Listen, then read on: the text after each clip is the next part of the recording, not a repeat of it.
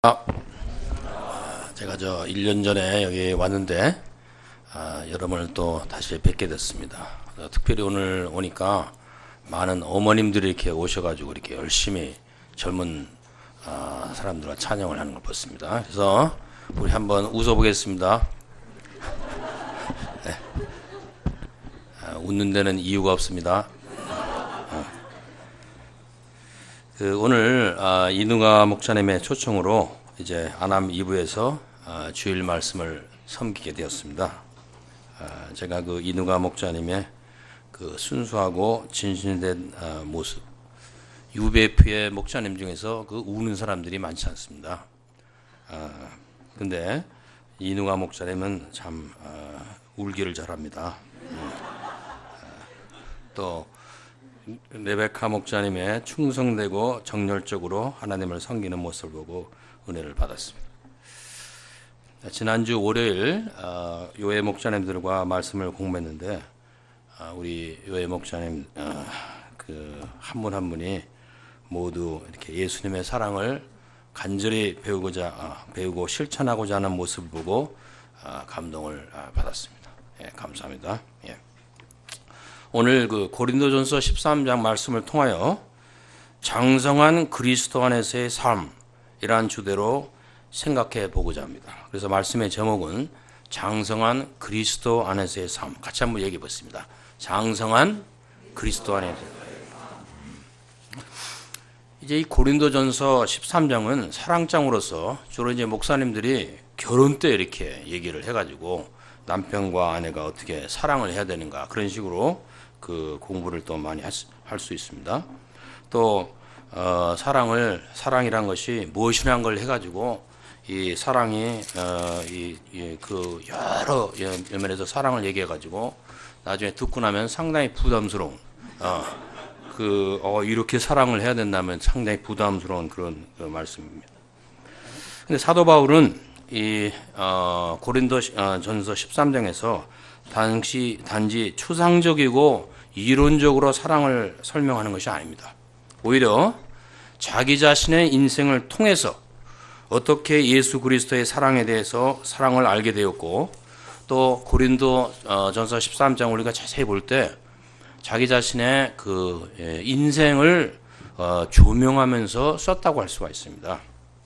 그래서 우리가 이 고린도서 13장을 볼 때 사도 바울의 인생에 통해서 나타난 하나님의 역사를 생각하고 또 우리도 우리 인생 전체를 이렇게 조명하면서 공부를 하게 되면은 여러분에게 이 말씀이 큰 은혜가 되는 말씀이라고 생각합니다.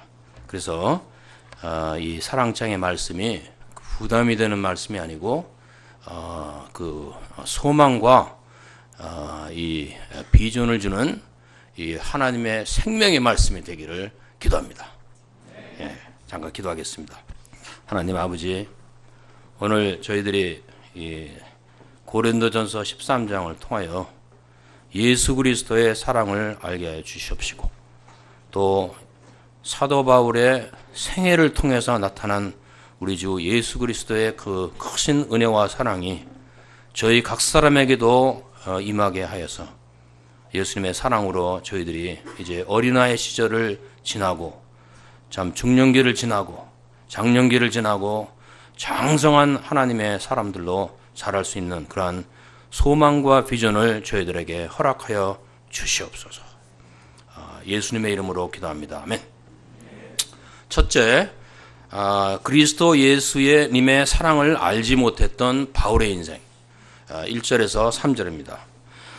1절에서 3절을 보면은 사도 바울이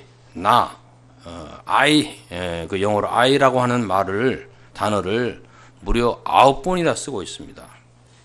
그래서 우리가 이 고린도전서 13장을 사도 바울의 이 개인적인 자서전이라고 얘기를 해도 어떤 면에서 무방하다고 생각합니다. 그리고 또는 이 조건적인 그 말인 만일 라는 그래서 if라는 단어도 많이 사용하겠습니다. 이것은 사도 바울이 자신의 위대한 면을 자랑하고자 하는 것이 아니고 오히려 사랑이라는 안경을 쓰고 자신의 삶을 성찰하고 있는 것입니다. 그리고 그는 겸손하게 그리스도의 사랑을 알기 전 그의 인생을 논하고 있습니다. 1절을 보십시오. 내가 사람의 방언과 천사의 말을 할지라도 사랑이 없으면 소리나는 구리와 울리는 꽹과리가 되고 그랬습니다. 과거의 바울은 사람의 방언, 그 말은 뭐냐? 여러 가지 언어를 할 수 있는 능력이 있었고, 또 천사의 말이다. 그것은 천사가 이렇게 말을 하면은, 와서 천사가 말을 하면 이 사람들이 꼼짝 못하고 듣게 되어 있습니다. 그와 마찬가지로 소통 능력이 천사를 능가할 정도로 그 말을 잘하는 그런 소통 능력의 달인이었지 않는가 생각이 됩니다. 그는 유대인으로서 히브리어를 하고 글로벌 인재로서 그리스어를 할 줄 알았습니다. 또 로마 시민권자로서 로마 사람들이 말하는 법도를 읽기 알았습니다. 논쟁을 하면은 논쟁에 지는 적이 없었습니다. 그러나 예수 그리스도의 사랑이 없는 그의 인생은 소리나는 구리와 울리는 꽹과리라고 이렇게 자기를 표현했습니다. 구리와 꽹과리가 뭡니까? 우리가 이제 심포니를 계속 들으면은 심포니가 막 이렇게 가다가 클라이맥스에 올라갈 때 이 심벌이 뭘 어떻게 합니까? 쫙 하고 치면은 거기서 그냥 이 극적인 효과가 나는 것입니다. 그런데 이 심벌을 이 사람이 처음부터 끝까지 계속 치고 있다고 생각해 보십시오. 그러면 이것은 음악은 완전히 가려지고 사람들이 아주 짜증을 낼 수밖에 없는 그런 것입니다. 그와 같이 이제 설득력이 있는 언변이지만 말을 잘하고 그러는 그 사람이라 하더라도 한두 번은 우리가 참 속아가지고 이렇게 잘 듣고 그러지만은 그 다음에 이 사람이 하는 걸 보니까 말만 잘하지 그 생활은 그 말과는 전혀 다른 사람이다. 약장사에 불과하다. 이렇게 되면은 이 사랑을 갈구하는 죄인의 마음이 이 미사역으로 움직일 수 않는 그게 이 구리와 꽹과리 같이 아무 소용이 없는 것을 이제 말하는 것입니다. 2절을 보면은 내가 예언하는 능력이 있어 모든 비밀과 모든 지식을 알고 또 산을 옮길 만한 모든 믿음이 있을지라도 사랑이 없으면 내가 아무것도 아니다. 이제 바울은 이제 성경 공부를 어릴 때부터 해가지고 구약 성경 말씀에 깊은 지식이 있었던 것 같습니다. 이것을 통하여서 예언하는 능력, 예언적인 통찰력, 그러니까 말씀에 기초한 선지자적인 통찰력이 출중하였던 것 같습니다. 그는 같은 말씀을 보더라도 하나님의 그 말씀의 비밀을 분명하고 또 신선하게 밝혀낼 수 있는 뛰어난 재능이 있었던 것 같습니다. 뿐만 아니라 그는 이제 소년 시절부터 세계 최고 대학의 수재들 가운데 수재로서 아주 열심히 공부를 해서 자기가 그 가마리엘이라고 하는 이스라엘 스승 밑에서 공부를 했다고 자랑했습니다. 그는 또한 문제 해결 능력이 비상하여서 태산과 같은 도전적인 문제 앞에서 사람들이 아무것도 할 수 없을 때 그는 이제 도전하고 해결하고자 하는 실천적인 능력이 있어서 어떤 면에서 산을 움직일 수 있는 그런 믿음이 있었다고 할 수가 있었습니다. 그래서 그는 일찍이 유대 사회의 학계와 정계에서도 조기 출세를 하여 가지고 대제사장을 언제든지 만나서 그가 이제 대제사장님 추천서 하나 써주십시오 하면은 대제사장이 그래 써주지 하고 할 정도로 이 사람이 아주 그 인맥이 탄탄하고 높은 이제 지위를 30세 이전에 벌써 가진 이러한 그 놀라운 청년 지도자였던 것 같습니다. 그래서 이제 그 사도행전 9장 11절에서 2절 보면은 이제 이 기독교 신자들을 핍박하기 위해서 대제사장에 가서 편지를 받아가지고 그거를 들고 다니면서 이제 선자들을 핍박했다는 얘기가 있습니다. 그래서 이런 사람들을 이 사도 바울을 그 옛날에 사도 바울을 볼 때에 사울이었는데 이름이 많은 이 혼기를 앞둔 딸을 가진 이 부모님들은 야, 저 사람 내 사위로 삼으면 얼마나 좋을까 이렇게 아주 그 부러움과 경탄하는 마음으로 그를 칭찬했을 것입니다. 그러나 예수님의 사랑을 알지 못하는 그의 모든 예언적인 능력과 지식과 태산을 옮길 만한 이 문제 해결사적인 재능도 결국 아무것도 아니다. 그 자기에게는 아무것도 아니다. I'm nothing. 내가 그것을 다 가졌다고 해서 내가 무슨 변했는가? 그 변하지 않았다는 것입니다. 3절에 보면은 내가 내게 있는 모든 것을 구제하고 또 내 몸을 불살하게 내줄지라도 사랑이 없으면 내게 아무 유익이 없느니라. 이제 사도 바울은 그 예수님을 만나기 전이나 만난 후에도 아주 열심히 일을 하면 아주 열심히 일을 하는 사람입니다. 그의 열심은 상상을 초월했습니다. 그래서 사도 바울은 고린도전 15장 10절에 이렇게 말했습니다. 내가 모든 사도보다 더 많이 수고하였으니 이렇게 얘기했어요. 사도들이 많아요. 그래서 이제 많은 사도들은 이제 예수님과 같이 3년을 다니고 해서 자랑이 많았어요. 그러니까 사도 바울은 거기에 대해서는 이게 자랑할 게 없고 일하는 능력, 모든 사도보다 더 일을 많이 했다. 그래서 사실은 말하기를 베드로 대사도죠. 베드로하고 나하고 한번 일의 능력을 한번 비교해보자. 이 베드로를 보면은 베드로가 열심히 일을 해가지고 베드로 전후서 2권을 썼습니다. 일생 동안. 그게 그냥 베드로가 할 수 있는 최선이요. 그래서 그거 하고 이제 땀을 뻘뻘 흘리고 2권을 썼습니다. 근데 사도 바울은 2권이 아니야 이게. 응? 로마서, 갈라디아서, 고린도전서, 고린도후서, 디모데전서, 디모데후서, 빌립보서, 에베소서, 데살로니가 전서, 데살로니가 후서, 골로새서, 빌레몬서, 디도서. 이래가지고 이제 책을 쓴 걸 갖다가 이제 그 경연대회를 했는데 베드로는 이게 올려놨더니 여기밖에 안 나와. 바울은 이렇게 올라가. 그래서 그 일의 양으로 비하면은 사도 바울을 당할 사람이 없었습니다. 그뿐 아니라 사도 바울은 이제 고린도를 비롯해서 막 무수한 교회를 개척한 그 노동력의 그것이 엄청나였습니다. 또 이제 사도 바울이 말씀을 전했을 때 그 말씀이 참 힘이 있고 그래가지고 이 모든 세상이 다 그에게 나와가 주의 말씀을 듣는 것 같은 그러한 능력이 있었습니다. 그리고 그는 유대인으로서 자기 민족에 대한 사랑이 특별했습니다.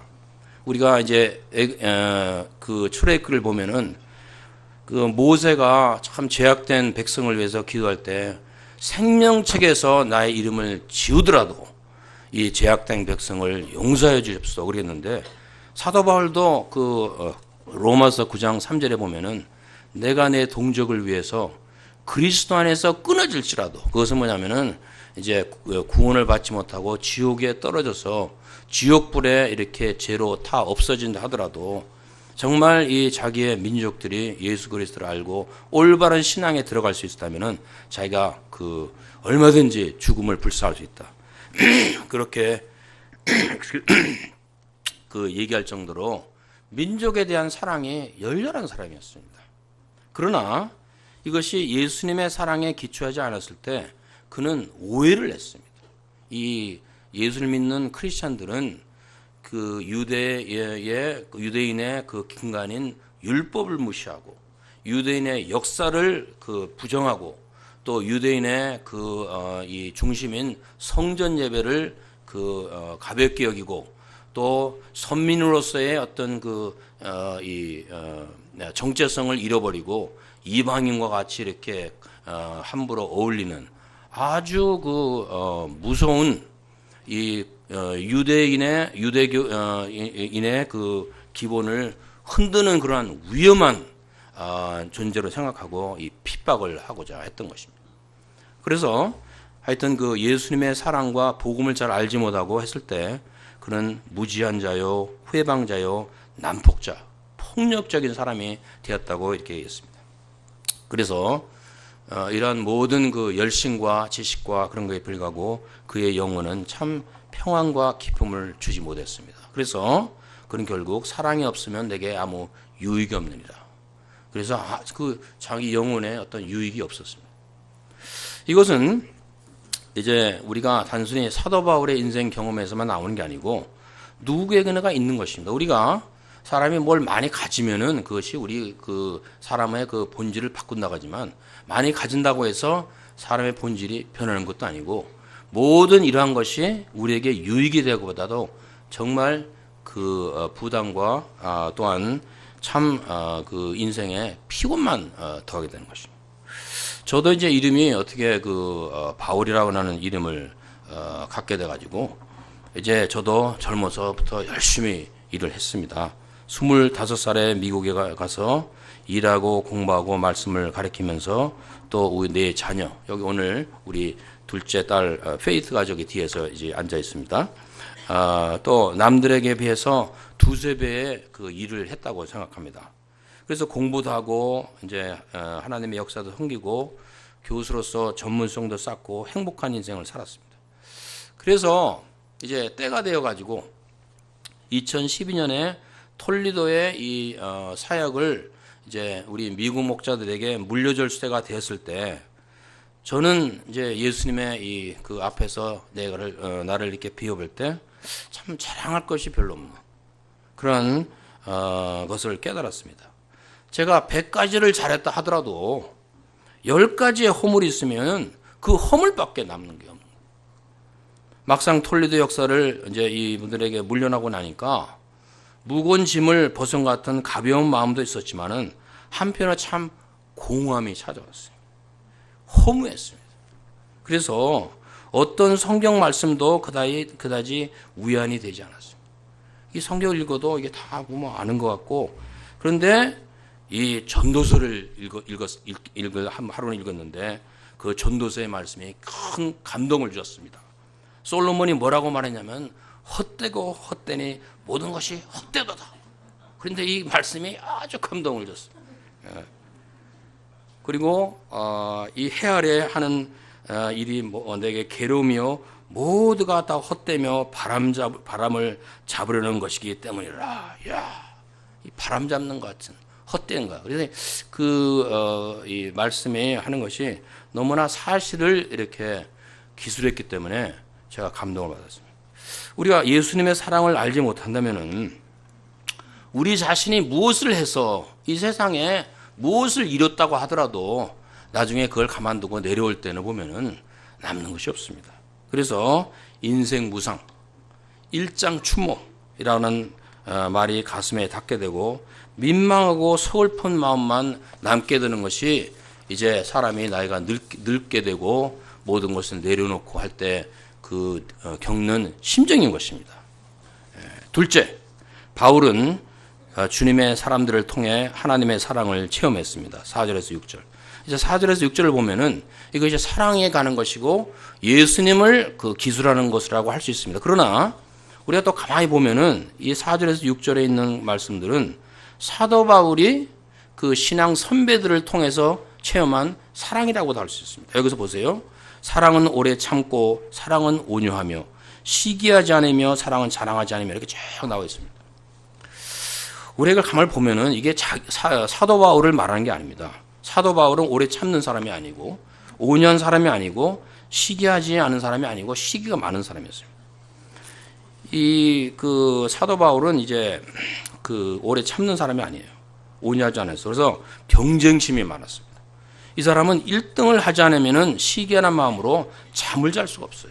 그래서 로마서 7장에 보면은 사도 바울이 모든 십계명을 다 지켰습니다. 한 번도 이렇게 간음하는 이런 생각을 해본 적도 없고 거짓말을 해본 적도 그랬는데 마지막 탐하지 말라, 욕심을 내지 말라. 이거는 그냥 자기가 어떻게 할 수가 없는 욕심이 많은 사람이기 때문입니다. 경쟁심이 나는. 그래서 성을 잘 되고 사람을 무시하는 전형적인 이 능력이 많은 사람으로서 자기중심적인 그런 사람이었습니다. 그런데 그가 예수님을 사랑하는 신앙 선배들을 통해서 예수님의 사랑을 크게 깊이 체험했던 것 같습니다.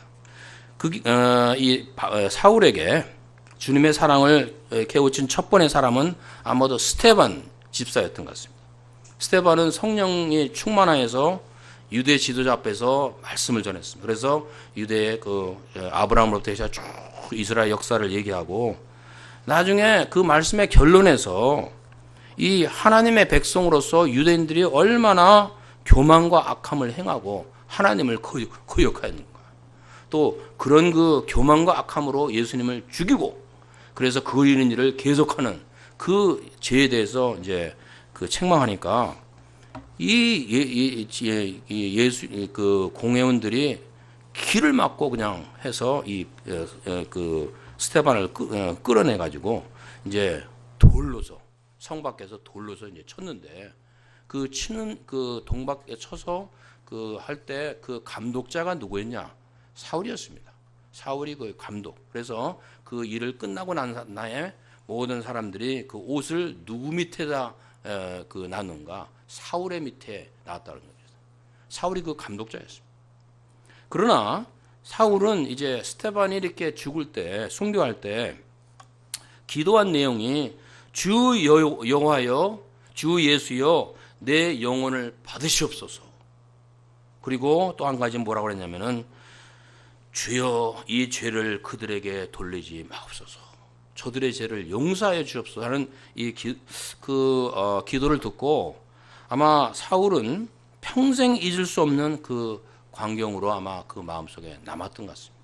아무리 이 스데반이 나쁜 놈이라고 하면서 자기가 한 것이 옳다 하더라도 이 사울의 그 예수님과 같은 기도, 저들의 죄를 용서하여 주옵소서 하는 것은 사도 바울의 스데반을 통해서 인내와 용서하는 사랑을 보고 그 영혼이 크게 찔림을 받았을 것입니다. 두 번째 그 사람은 아나니아였습니다. 이제 바울이 다마색 도상에서 이제 다마색에 가서 거기 있는 신자까지 다 잡아가지고 이제 감옥에 넣으려고 했는데 그때 다마색 도상에서 부활하신 예수님께서 빛으로 나타나셔서 이제 이 사울아 어찌하여 나를 핍박하냐고 이제 그런 가운데 사울이 이 큰 하나님의 빛 가운데 이제 눈이 멀게 됐습니다. 그래가지고 이 사울은 이제 어찌할 바를 모르고 이제 이 하나님의 그냥 눈먼 장님으로서 이렇게 이제 기도하고 있었는데 그때 하나님께서 천사를 통해서 아나니아라고 하는 하나님의 사람에게 나타나서 이어가서 그 사울을 좀 만나보라 그랬습니다. 그러니까 아나니아가 아이고 그 사람은 참 못된 사람이고 여기까지 와서 우리 신자들 다 죽이려고 하는 사람인데 제가 뭐 때문에 만납니까? 그러니까 그 사람이 나중에 장차 큰 사도가 돼서 주의 이름을 위해서 큰 고난을 받을 사람이니까 여러 가지 말하지 말고 가라. 그러니까 이제 아나니아가 그러겠습니다 하고 가가지고 그냥 덜덜 떨면서 이제 들어가가지고 이게 무슨 말을 할까 그러다가 믿음으로 형제 사울아 하면서 이렇게 얘기를 해서 예수께서 나를 보내어 너를 보게 하려고 성령으로 충만하게 하신다 하니까 그냥 사도 바울의 눈에서 이렇게 비늘 같은 게 그냥 툭 떨어지더니 사도 바울이 이렇게 눈을 이렇게 뜨고 그래서 이렇게 눈을 이렇게 이렇게 쓰다듬으면서 나중에 거기다 세례를 이게 주고 그런 그 사랑을 손길을 내민 아나니아였습니다.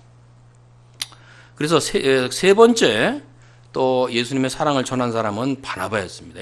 사울은 그렇게 하고 나서 이제 이게 내가 잘못되고 예수님의 이 복음의 정말이구나 그래가지고 이제 사울이 이제 예루살렘에 가서 크리스찬들하고 사귀려고 하는데 너무 두려워가지고 사람이 생긴 것도 개판으로 생기고 이게 너무 두렵고 그래서 아무도 그 옆에 앉으려고 그러잖아요. 지금 우리 목사님 혼자서 앉아있죠? 제가 저거 봤습니다. 아무도 옆에 앉으려고 하는 그런 시절이 됐습니다. 죄송합니다. 예. 그래서 이때 이 바나바가 참 와서 사람들에게 그게 아니다. 이 사울이라는 사람이 원래는 좀 성격이 못됐지만은 예수를 믿고 나서는 얼마나 다마색에서 열심히 복음을 전하려고 그랬고 또 이 참 사람이 괜찮은 사람이다. 그러면서 막 얘기를 했는데 바나바에게도 아무도 믿지를 않는. 그러나 바나바가 이제 하다 보니까 이 사울이 안 되겠어요. 이 자꾸 이 사울이 하다가 보면은 더 그 문제만 일으켜서 자네는 이제 앞으로 한 얼마 동안 좀 달소라는 그 고향에 가서 조용히 좀 있다가 우리가 다시 하나님이 부르시면 오는 게 어떠냐. 그래서 사울을 이제 그 달소로 이제 가서 이렇게 보내주고 그리고 한 10년, 15년 이후에 사울을 다시 안티옥에 데려와서 안티옥에서 이렇게 성경 선생 훈련을 받게 한 그런 그 사람이 바나바였습니다. 그 네 번째 사람은 사도 베드로라고 할 수 있습니다. 사도 베드로는 이제 사울이 예루살렘에 왔을 때 그 당시 최고 그 사도의 지도자로서 사도 베드로 그러면 사람들이 그냥 모여서 예수님께서 뭐라고 그 하셨는가 이걸 듣는 정말 초대교회의 사도요 최고 수장이라고 할 수 있습니다. 근데 이 사람이 한 번은 이제 안티옥에 이제 사도 바울이 이제 그때 그 인턴 목자 같이 하고 있는지 모르겠습니다. 그 바나바 밑에서 이게 왔는데 이제 그때까지 그 베드로가 이제 여기 안티옥에 왔기 때문에 안티옥에 있는 이제 이방인들하고 이제 식사도 하고 이게 하고 있다가 그 예루살렘에서 유대인들이 오니까 엄짓한 겁니다. 유대의 그 율법에 의하면은 유대인들은 이방인들과 함께 앉아서 앉아 있어도 안 되고 음식을 먹으면 안 됩니다. 그러니까 베드로가 이렇게 눈치를 보면서 이렇게 나가가지고 자기 이제 나가려고 이렇게 문을 나서가지고 이렇게 하려고 하는데 이 바울이 베드로 사도 어디 가십니까 하면서 거기 서셔 그러니까 베드로가 이렇게 서그러니까 당신이 사도라고 하면서 유대인이라고 하면서 그 유대 율법을 잘 지키도 못하면서 이제 나중에 이방인이 그 유대인을 불법을 지키라고 하면서 막 그 메시지를 따발총 같이 하면서 당신은 위선자예요. 회개하시오. 그러면서 이제 하니까 베드로가 이게 어떻게 하지 못하면 참 잘못한 것 같다고 이렇게 해가지고 이제 거기서 이제 끝났습니다. 근데 나중에 이 베드로가 알고 보니까 사도 바울이 이것도 편지 썼어요. 편지 써가지고 세계로 이제 돌린 거야. 그래가지고 그게 이제 갈라디아서에 있습니다. 이게. 그래서 이 베드로가 이것을 이제 겸손한 사람이 아니었다면은 인간적으로 참 이 바울이라고 하는 바울이라는 사람은 참 이 상종하지 못할 사람이구나 이 사람이. 그래서 그 분노하는 마음이 있었을 겁니다. 사람에게 이 수치한 마음을 갖게 하는 것은 더구나 이것은 사람들이 대부분 감당을 할 수가 없습니다. 그러나 우리가 베드로후서 3장 15절에서 16절에 보면은 베드로는 바울에 대해서 이렇게 언급했습니다. 우리 주의 오래 참으심이 구원에 될 줄로 여기라. 우리가 사랑하는 형제 바울도. 바울은 베드로에 대해서 자기 편지 쓸 때 한마디도 한 번도 사랑한다든지 뭐 이 사람이 사도라든지 뭐 그런 그 존칭의 말을 붙여준 적이 없습니다. 그러나 베드로는 우리의 사랑하는 형제 형제 바울도 그 받은 지혜대로 너희에게 찍었었고 그래서 얼마나 이 사랑이 많은 그 말입니다. 또 그의 모든 편지에도 이런 것에 관하여 말했으되 그 중에 알기 어려운 것이 더러 있으니 이 말은 뭐냐? 사도 바울 베드로의 이 편지는 간단합니다. 그렇게 복잡하게 막 쓰는 게 아니에요. 근데 사도 바울의 이거는 굉장히 철학적이고 깊은 거기 때문에 로마서나 이런 것을 좀 읽어보면은 이게 무슨 말인지를 알 수 없는 게 많습니다. 그래서 사람들이 와가지고 사도 베드로한테 그 베드로 이 사도의 그 글은 이렇게 쉬운데 왜 이렇게 바울의 글은 좀 어려운가? 좀 해석 좀 해주십시오. 그러면 오케이 한번 읽어보고서 이제 읽어보다가 베드로도 무슨 말인지 잘 알 수가. 나도 이거 무슨 말인지 잘 모르겠는데.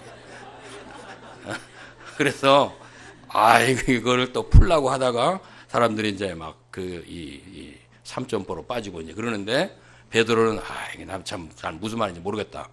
모르긴 모르는데 하여튼 사도 바울이 쓴 것이 좋은 것만 알라고 이렇게 해서 거기에 대해서 나쁜 얘기를 하지 말도록 이렇게 해서 베드로는 절대 바울을 비난하지 않고 바울을 옹호하고 축복하고 그에 대한 칭찬을 잊지 않았다는 것입니다.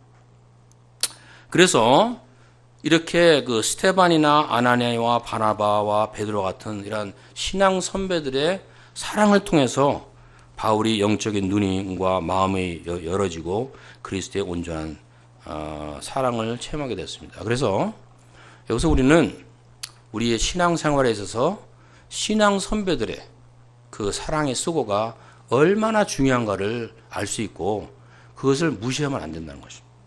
처음엔 잘 모릅니다. 그러나 정말 우리가 가만히 생각해 보면은 하나님께서 우리 신앙 선배들을 통해서 얼마나 이렇게 축복하셨는가. 저는 여기에 이제 여기 보면은 많은 학생들이 있는데 여기에 있는 우리 우리 목자님들 한 분 한 분이 참 그 사랑의 수고가 참 크다고 생각을 합니다. 그렇지 않습니까? 대답이 없습니다. 하여튼 사도 바울은 나중에 로마서 7장 24절에 보면은 오라 나는 공고한 자로다 이 사망의 몸에서 누가 나를 건져내라. 그렇게 공고한 사람이었습니다. 그러나 이렇게 사납고 공고하던 사람이 변화되어 영혼의 치유를 받고 예수님 안에서 장성한 사도가 되기까지 이 사랑의 수고를 한 하나님의 참 종들을 생각하면서 아마 눈물을 흘리면서 감사했을 것입니다. 셋째, 사도 바울의 그리스도 사랑의 실천 7절에서 13절. 여기서 바울은 예수님의 사랑의 영원하고 절대적인 가치를 얘기하고 있습니다. 여기서 예수님의 사랑과 인간적인 사랑에 대해서 한번 비교를 해봅시다. 인간적인 사랑은 우리 영혼을 결코 만족시킬 수가 없습니다. 우리는 모두 이 세상에 잠깐 있다가 갈 존재들입니다. 그래서 우리가 인생의 위기의 때는 우리는 홀로 서서 우리의 문제와 시름에 기다리는 고독한 실존을 발견됩니다. 어제도 제가 이제 저희 장모님을 가라고 양로원에 갔다 왔습니다. 참 이분이 80대 중반이신데 거기 가니까 노인 양반들이 다 이렇게 있는데 참 많은 나이 많은 분들이 이제 너무 해가지고 그냥 잠만 자야 되는 이런. 그래서 자녀들이 아무리 사랑한다 하더라도 그때 어떻게 할 수도 없고 그런 것을 보고 참 기도하고 이제 사랑을 표현하고 하여튼 왔지만 하여튼 우리가 고독한 실존의 존재라고 하는 것입니다. 그래서 이 사랑에서 영원한 예수님의 사랑, 모든 것을 참으며 모든 것을 믿으며 모든 것을 바라며 모든 것을 견디는, 영어로 말하면 모든 것을 바라며 참으면 하는 것은 보호하는 사랑, 또 예수님께서 우리를 믿어주는, 또 예수님에 통해서 소망, 예수님에 통해서 우리가 모든 것을 견딜 수 있는 이러한 것이 이제 위대한 사랑인데, 여기서 모든 것이라고 했으면 모든 것은 이제 영어로 말하면 in all things, 모든 면에서 그렇다는 거고, 근데 이게 영어 성경을 보면은 in all things라는 말이 아니고 always. 그래서 아마 원어는 모든 것에서 항상 그런 뜻이 아닌가 생각이 됩니다. 근데 우리가 이제 이 예수님의 사랑장을 이렇게 보면은 사랑이 이제 유익도 구하지 않고 오래 참고 모든 것을 이제 참으며 믿으며 바라며 이렇게 하는 게 이게 말은 좋은데, 실제로 이 고린도전서 13장 정도로 이 극심한 경쟁사에 살다가는 이게 정말 우리가 어떻게 되는가. 부모님들은 자녀들이 믿음으로 살기는 원하지만 너무나 진실하고 되고 너무나 착하고 너무나 사랑의 원칙대로 살다가 인생의 낙오자가 되어서 올 때가 올 데 없는 쪽박 인생이 되기를 원치 않습니다. 그래서 어떤 면에서 고린도전서 13장은 이 참 실천하기가 그렇게 쉽지 않고, 또 이것을 이렇게 하려고 하다가 싸움이 일어나기가 참 쉽습니다. 그래서 이제 고린도전서 13장을 공부를 하고 남편과 아내가 집으로 돌아갔습니다. 돌아가다가 화난 일이 생겼습니다. 그래서 남편이 이제 아내에게 당신은 왜 참지 못하고 사랑이 부족하고 화를 잘 내는가? 고린도전서 13장을 좀 보라 이거지. 그러니까 아내는 아내대로 열을 받아가지고 당신은 나에게 뭘 잘해준 게 있다고 나를 구박하는가? 당신이 나를 항상 나를 신뢰하고 온 마음을 다해서 참 믿고 인내하고 그런 적이 있는가? 하고서 이렇게 하니까 여기서 고린도서 13장을 보고 남편과 아내가 대판으로 싸운 것입니다. 그래서 고린도전서 13장 어떤 면에서 굉장히 위험한 말씀이라고 생각합니다. 위험해. 공부하고 나서 이 싸움이 일어날 소질이 많은 이런 위험한 말씀입니다. 그래서 제가 이렇게 이제 그 사도 바울의 그 일생을 조명하면서 한 이유는 우리가 예수님 안에서 사랑의 성장 과정을 이해하지 못하고 이 말씀을 이렇게 그 단면적으로 보면은 참 그런 그 말씀이 될 수 있지만은 우리가 예수 그리스도 안에서 성장 과정을 이해하면서 이것을 보면은 축복의 말씀이요 소망의 말씀이 될 수가 있다는 것입니다. 여기서 이제 11절에 보면은 사도 바울이 내가 어렸을 때는 말하는 것이 어린아이 같고 깨닫는 것이 어린아이 같고 생각하는 것이 어린아이 같다가 장성한 사람에 대해서는 어린아이를 버린다. 제가 여러분이 물어보겠습니다. 어린아이가 어린아이 같이 말을 해야 됩니까? 아니면 어린같이 말을 해야 됩니까? 어린아이들이 어린아이 같이 어린아이 때 어린아이 같이 행동을 해야 됩니까? 아니면 어린같이 행동해야 됩니까? 그 어린아이들이 어린아이 같이 행동하고 생각하고 말하고 그래야지 그게 정상인 것입니다. 신앙생활에서 이 어린아이 시절이 참 중요합니다. 제가 어릴 때 천재소년 김응용이라고 하는 사람이 있었습니다. 그는 3살 때 벌써 수학 문제를 풀고 9살 때는 벌써 대학생들이라는 수학 문제를 척정 대답할 만큼 머리가 뛰어나가지고 대학도 가지 않고 이제 해서 아마 20살 열 몇 살에 이 나사라고 하는 미국의 이 우주공학 거기에 가서 일을 하기도 하고 그랬는데 이 사람에게 문제가 뭐냐? 이런 정상적인 유아기와 청소기와 이걸 지키지 않았기 때문에 학위가 없어요. 아는 건 많이 하는데. 그리고 정서적으로 이렇게 개발이 안 된 거예요. 지식은 있는데. 그래서 이분이 일생 동안 정상적인 생활을 하지 못하고 수십 년을 방황한 거예요. 수십 년을 방황하고 사람들이 생각한 것만큼 이렇게 천재로서 이렇게 긍행하고 아주 불행한 생활을 하다가 나중에야 수십 년을 방황하다가 나중에야 이제 자기가 정상적인 인간으로 그렇게 남이 기대하는 그런 거에 살지 않고 자기가 원하는 인생을 살고 있었을 때 정말 행복한 인생을 살게 됐다는 내용을 제가 들은 적이 있습니다. 이 신앙생활도 마찬가지입니다. 우리가 아무리 인간적으로 성숙해 보이는 것 같더라도 이 사람이 예수님을 믿고 처음에 오게 되면은 어린아이 시절이 있습니다. 이 사람이.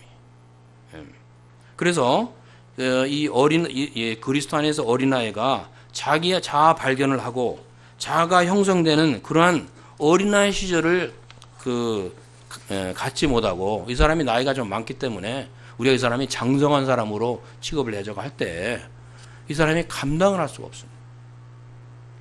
많은 인생의 문제가 해결이 되지 않은 가운데 방황하게 됩니다. 또 도덕적으로 또 능력이 있다고 해서 우리가 다 하니까 이 사람이 그냥 장성한 사람이다 이렇게 오해를 해가지고 하는데 우리가 이제 비행기를 타면은 비행기에서 이제 안 좋은 교육을 받습니다. 그러면 이제 비행기가 이제 뭐 해가지고 산소가 이렇게 안 나고 올 때는 산소 이 가스 마스크가 착 내려옵니다. 그럼 그때 뭘 해야 됩니까? 먼저 가스 마스크를 누구예요? 나한테 씌우고 그러고 나서 옆에 있는 아들과 딸들을 도와줘야지 가스 마스크가 오니까 사랑에 기초해서 유익을 구하지 말고 딴 사람에게 구하려고 이렇게 막 하다가 자기가 이제 산소해가지고 그 산소 부족으로 먼저 죽어버리고 딴 사람도 돕지 못하고 이런 그래서 하여튼 이 요령은 먼저 네가 산소 마스크를 쓰고 그 다음에 남을 도와라. 우리가 예수님의 계명도 너희가 너를 사랑한 같이 그 이웃을 사랑하라. 그래서 우리는 우리 신앙의 그 초기에 어린아이 시절에 자기의 정체성을 확립하고 자기 자신을 진정으로 사랑하는 것을 먼저 배우고 이제 남을 사랑할 수 있다는 것입니다. 사도 바울이 이제 그 인생을 보면은 30대쯤 예수님을 믿고 한 15년 정도 탈소에 있다가 한 40대 중반에 안티옥에 와서 바나바 밑에서 공부를 하다가 이제 45세 그때부터 이제 선교 생활을 시작하고 그다음에 한 60세나 그때쯤 돼서 돼서 이제 그 에베소에서 고별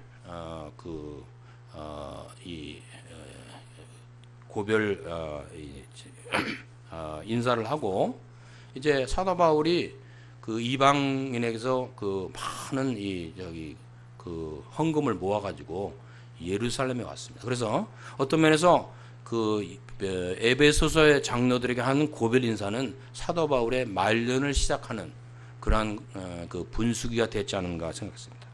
그래서 사도 바울이 막상 이제 이 헌금을 들고 예루살렘 와서 이제 보고를 하고 그러니까 이 예루살렘에 있던 그 사도들이 그 조안을 하는데 시큰둥했습니다.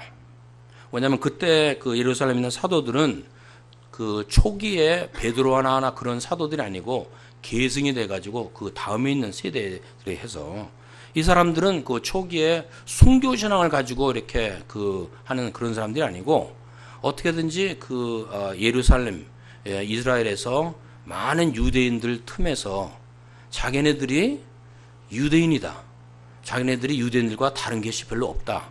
그래서 하여튼 어떻게든지 그냥 살아남으려고 하는 그런 그 마음을 가졌던 것 같습니다. 그래서 바울에게 뭐라고 했냐면은 당신이 그 이방인들한테 복음을 전하고 그런 게 좋은데 당신에 대한 평판이 너무 나쁘다 이거지. 당신이 그 하는 것이 이 베드로 그 율법을 무시하고 그런 그 말도 많고 그러니까 제발 성전에 좀 가서 당신이 좀 유대의 율법을 무시하지 않다는 것을 좀 보여주라. 그런데 그걸 하려면 돈이 필요합니다. 그 돈은 누가 내고? 네 돈으로 가서 하고. 자기 돈으로 하라는 거예요. 그래서 그 사도 바울이 참 옛날에 그 같으면은 막 베드로를 참 꾸짖던 것처럼 아마 꾸짖을 수 있을 겁니다. 당신들의 참 이 복음 신앙이 없다고. 근데 사도 바울이 이때 보면은 그렇게 하겠다 해가지고 정말 그 성전에 가서 결례식을 하고 이제 그런 거를 하고 있는데 그때 이제 이 에베소나 그런 데서 온 유대인들이 바울을 알아보고 이 저놈이 저렇게 무슨 복음인가 뭘 전하면서 율법을 안 지켜도 되고 할례도 안 해도 되고 아주 이놈 나쁜 놈이라고 해서 잡아가지고 막 주워 패기 시작했습니다. 그러니까 이 로마의 천부장이 무슨 그 난리가 일어난 줄 알고 로마의 그 군인들을 데려와가지고 이제 사도 바울을 잡아가지고 네가 뭐를 잘못했기에 이렇게 사람들이 너를 죽이려고 하니까 사도 바울 내가 좀 할 말 좀 해야겠다. 그래서 그때 딱 해서 이제 서가지고 그 얘기를 하고 자기 인생 소감을 이제 발표를 하고 쭉 해서 이제 사람들이 처음엔 잘 들었어요. 잘 들었는데 사도 바울이 그래서 우리 주 예수님께서 나를 이방인의 사도로 불렀다 하고 이방인이라는 말이 나오니까 야 이놈 안 되겠다 그러면서 막 사람들이 막 먼지를 휘날리면서 죽여야겠다고 그래가지고 거기서 이제 잡혀가지고 사도 바울이 그 예루살렘에서 떠나서 가이사랴에 가서 거기서 있으면서 감옥을 전전했습니다. 2년을 감옥에 있었습니다. 그런데 여기서 참 우리가 알 것은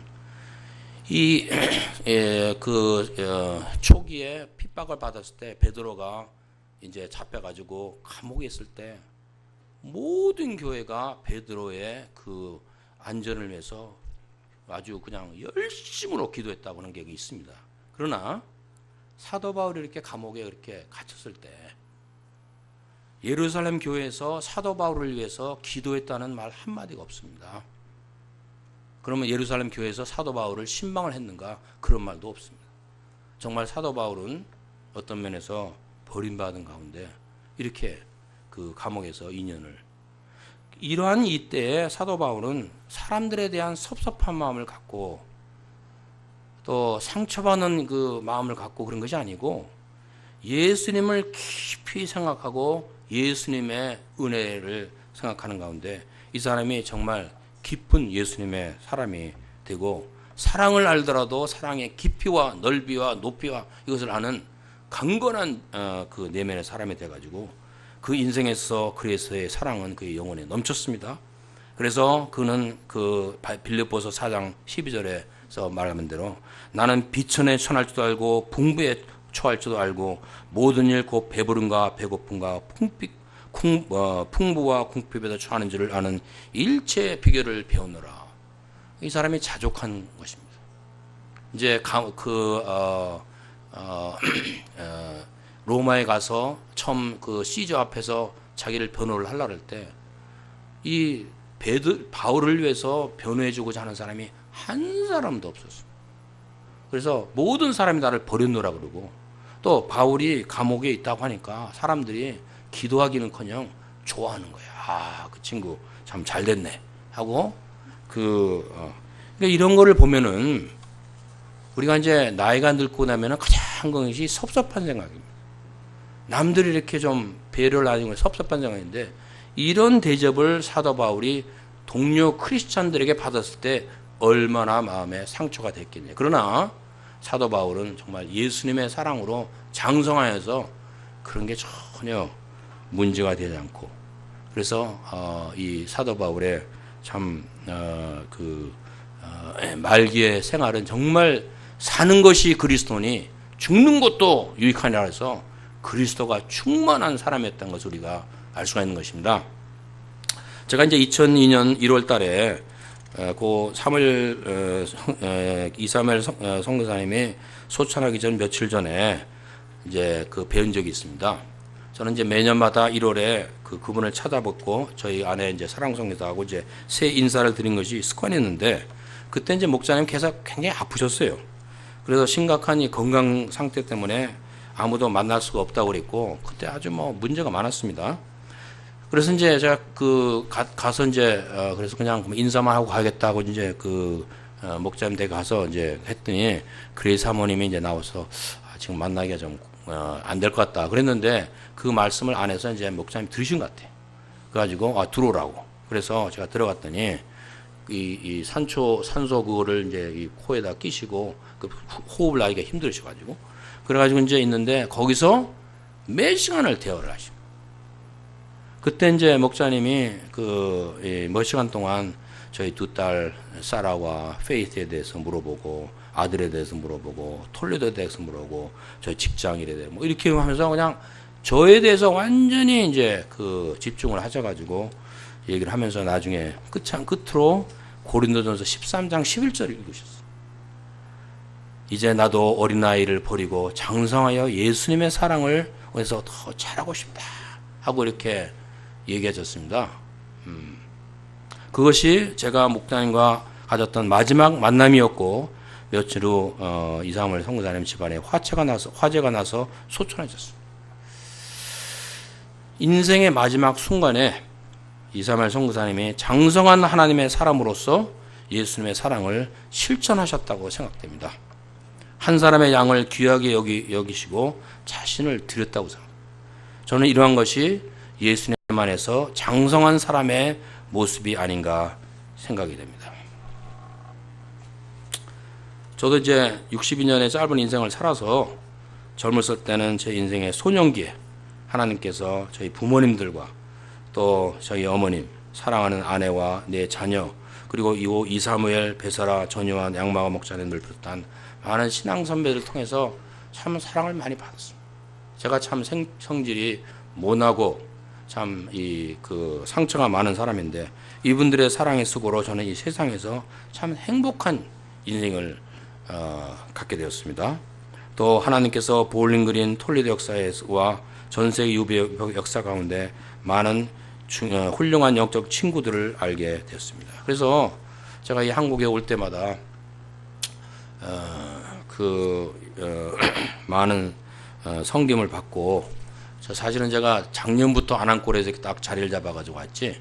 저는 이때 올 때마다 막 여기 가고 저기 가고 해서 정처가 없이 이렇게 있었는데 작년부터 이러다 안 되겠다. 안안골에 이렇게 이거 내리고 어딜 가더라도 이거 이렇게 해야겠다 가지고 이제 그래서 작년부터 안안골에 이렇게 딱 짐을 내려놓게 됐습니다. 거기에 대해서 어떻게 생각하십니까? 괜찮겠어요? 감사합니다. 그래서 이제 제가 이제 나이를 이렇게 그 행복한 어린아이 시절이 있었다는 거예요. 그래서 제가 이제 나이를 먹으면서 서서히 어린아 같은 삶을 내려놓겠습니다.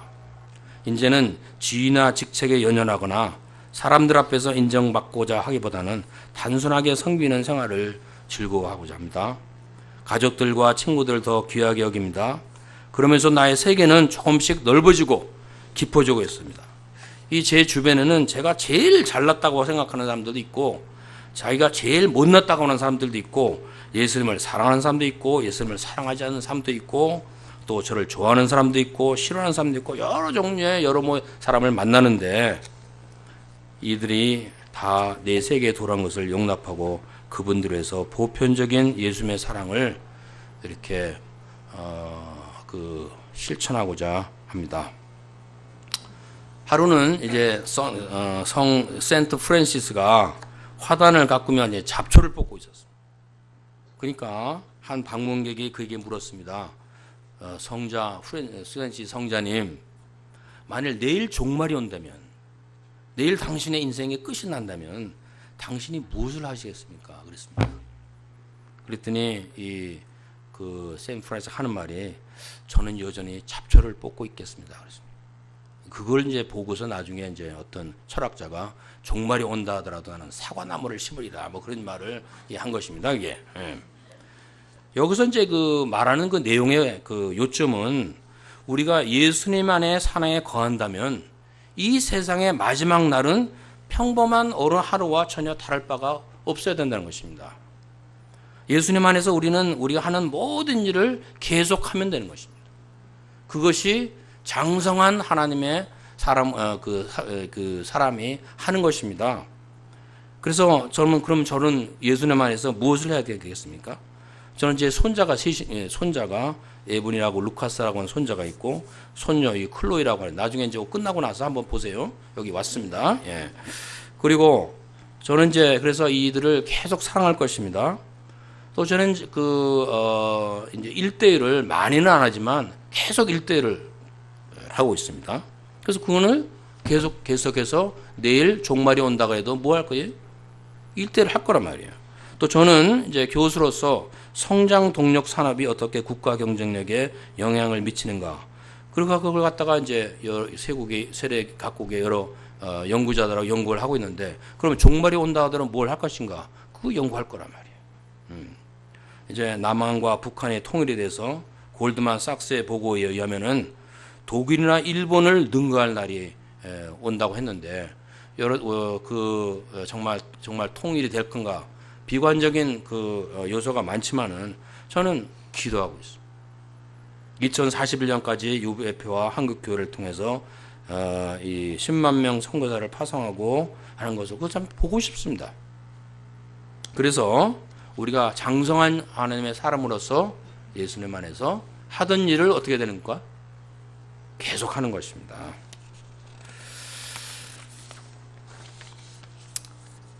아남 2부는 이누가 목사님을 중심으로 우리 평신도 목사님들이 겸손하게 동역하는 역사입니다.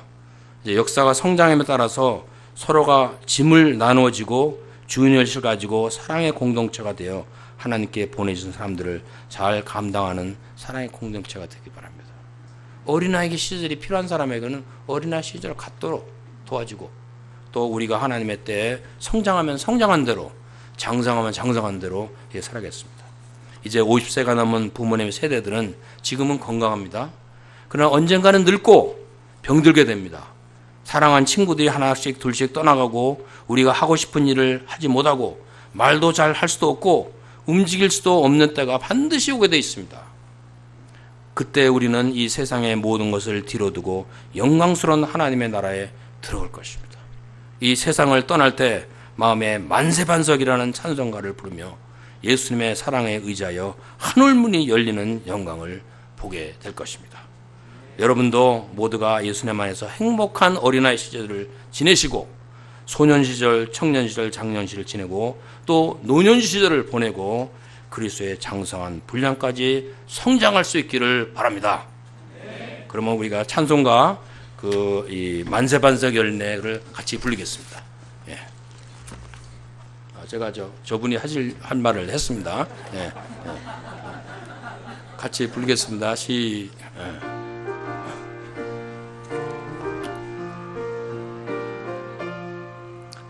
494장 찬송가 494장.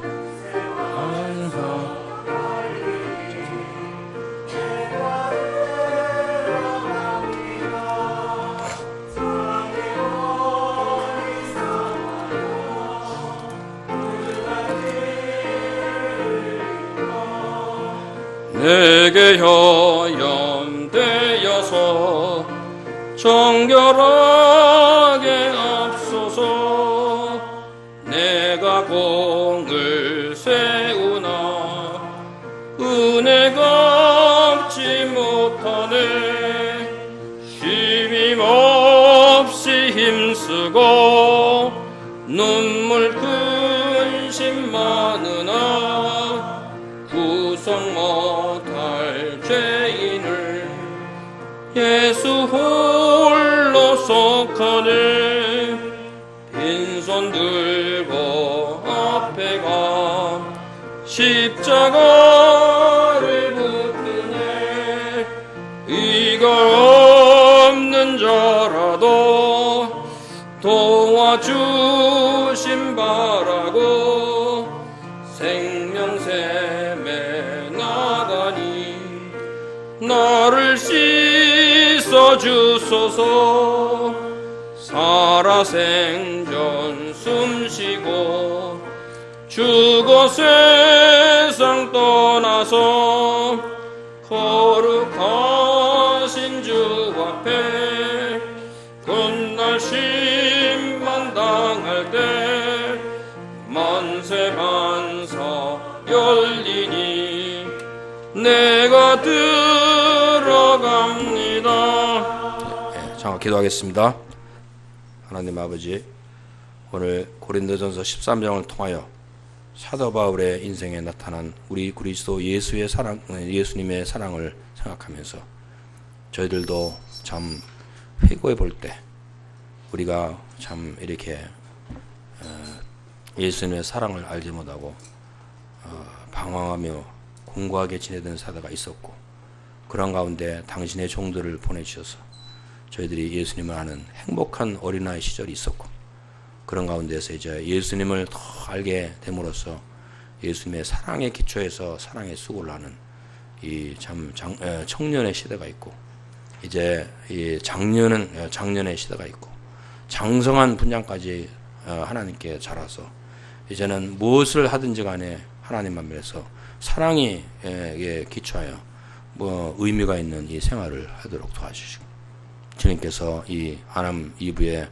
이 공동체가 참 이 예수님의 사랑을 알지 못하는 상처만 많은 젊은이들을 감당하는 귀한 하나님의 모임이 되도록 도와주시고, 이곳에서 수고하는 귀한 하나님의 종들 한 분 한 분 마음 가운데 예수님의 사랑에 만족하고 깊이 뿌리내리고, 그런 가운데서 놀라운 하나님의 이 참 그 사랑의 도구로서 이 생을 살 수 있도록 축복하여 주시옵소서. 예수님의 이름으로 기도합니다. 아멘.